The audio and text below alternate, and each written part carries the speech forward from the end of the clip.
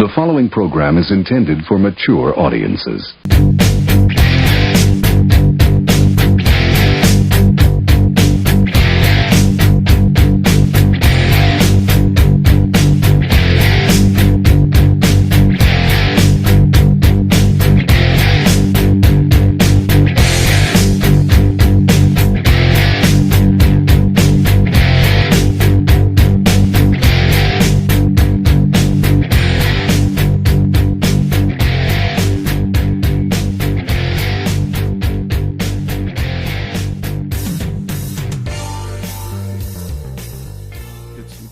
Uncensored podcast. Major League Baseball season, a full month in.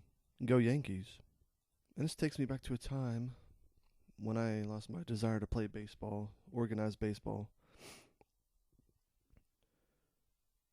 For as long as I can remember growing up, our Little League system in town here had multiple teams through Mustang, Bronco, Pony. I played T-ball, whatever. And obviously, as you advance, it separates those who love to play and those who are good and those who weren't good. I gotta say, I enjoyed playing Mustang. Probably had my best time playing Mustang and Bronco. Played on some really good teams. And then, when I was decided to play Pony League, the league organizers, and I don't know who they were at the time, because I was only about, say, 13, 14. This is the summer going into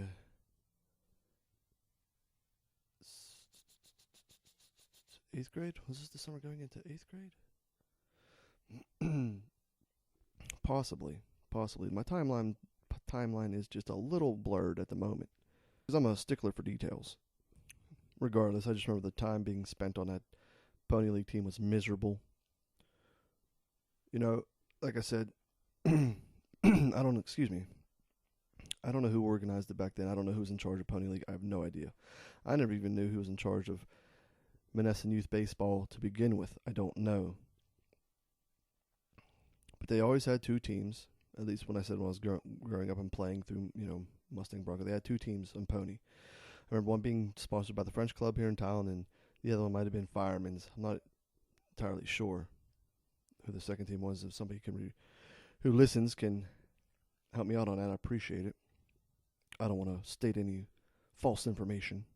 And as with all youth sports, you get your good coaches and your bad coaches, and the people that decided to, I don't know, like I said, I don't know how the hell these people ended up being coaches for Pony League. But in my opinion, and I'm not wrong, they were the worst people to coach any type of sport. One being Don Ratte, who had no sons, he had all daughters.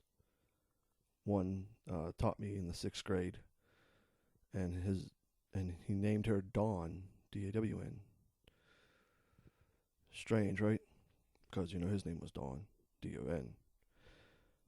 Don't know what his experience was with baseball. Should have never coached. I think Droby, I only knew the guy by Droby. He was 90 years old. He showed up for like one game. I don't even think he was a coach. He was a staple in youth baseball. I don't know. To me, he was a freaking weirdo. This old man, couldn't talk. He's dead now, so I don't give a shit. And then Fred Figgle, whose real name is Paul. Don't know why you want to go call Fred, which is worse, Paul or Fred. I don't know. Guy was a complete asshole. I'm not holding back on this one at all. He had no business. None of them had a business coaching that Pony League team whatsoever, and they only did it for 1 year. And the next year I didn't play. But as I break down the time I don't know why they combined it. I have no idea. We had enough people, enough interest to do two teams, and I'm sure if they stuck with two teams, there would have been more interest. Probably comes down to all the wrong people being in charge of things. I remember one of the very first early practices, nobody wanted to catch, and they're trying to force my buddy John Klingenpill into being the catcher, and he's like, no, I don't want to do it. And I don't blame him. I mean, I remember him catching in Bronco and taking a beating, and I don't blame him. He wanted to play the field for the first time ever, so let him play the field. If nobody wanted to catch, then nobody wants to catch. It's a thankless position. And honestly, there was nobody really good at the time for catching. And I don't even remember who even was the catcher. I just remember not paying attention a lot because all I did was sit the bench. And it was just the worst experience I ever had in my life because I wasn't a terrible baseball player. I was actually pretty decent. But, Coach Figel, I'm not even going to call him Coach Figel, but Fred Figel, that fucking dickhead. I think that, my dad, may he rest in peace, made a remark during the season that Figel, didn't like him or something. And I don't know what that stemmed from. But, like I said, the guy was a complete asshole. I'll never stop calling him that. I mean, he was just a complete prick. I remember just pregame, he'd be firing his balls down the third base line off the bat. It's like,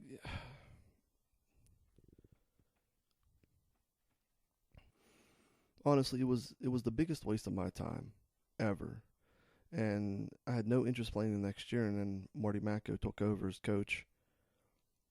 And I remember Chris Bomba asking me, we had these math classes in summer with our high school math teacher. We'd go down to the library. I remember Bomba asking me, why I didn't play. And I said, I didn't play because of last year. The previous year, so with Figel being one of the worst coaches ever, I was like, I'm not going to waste my time no more.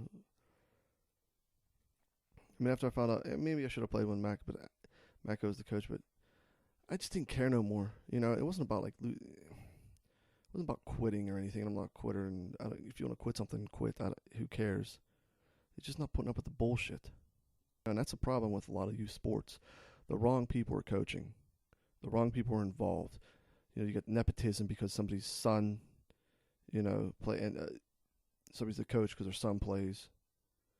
Sometimes the most talented people don't play, or people who are actually putting the time to play, practice and whatnot. And the thing is, I didn't miss it. The following year, I didn't miss it. So, good. I didn't care.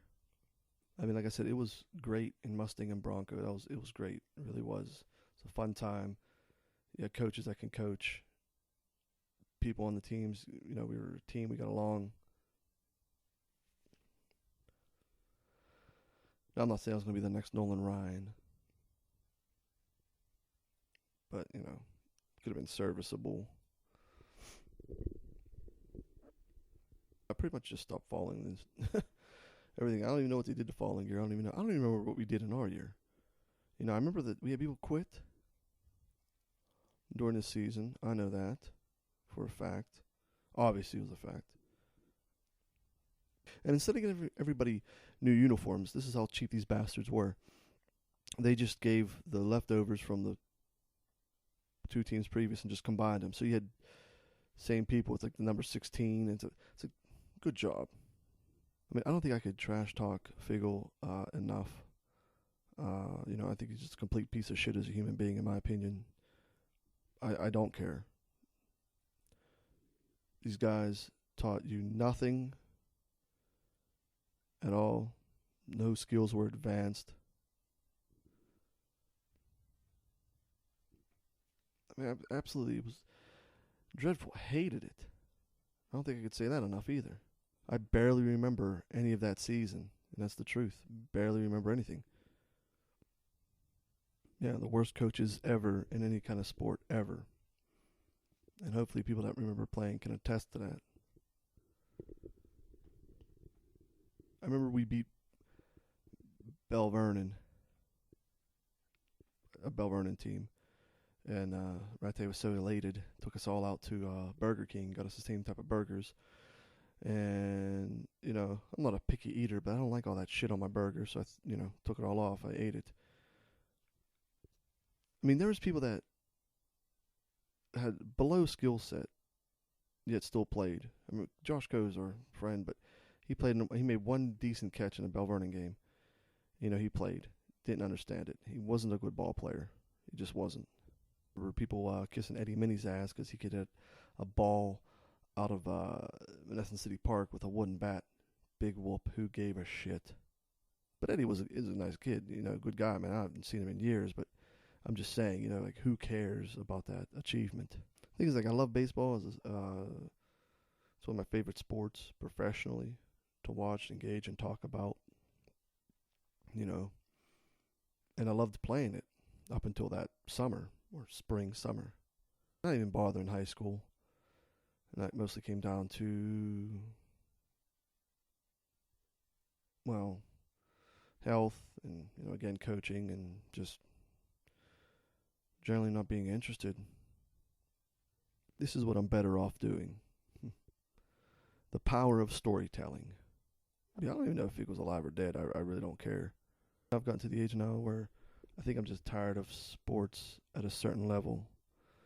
I guess anything, if it's not professional, I don't care about it anymore. I don't care about, like, the kids' achievements. I don't care. But the bottom line is that complete shame. It was a complete shame. And I really hope that youth organizers of any kind of sport really do their best to vet out terrible candidates, coaching candidates, and try to hire the best, and try not to, let outside influences sway a hiring. And, and to end, like, no one went on to a baseball career from when I've played. No one has gone on to do anything in baseball. So, my advice is don't play for shitty coaching. It's the McGee Uncensored Podcast, and until next time.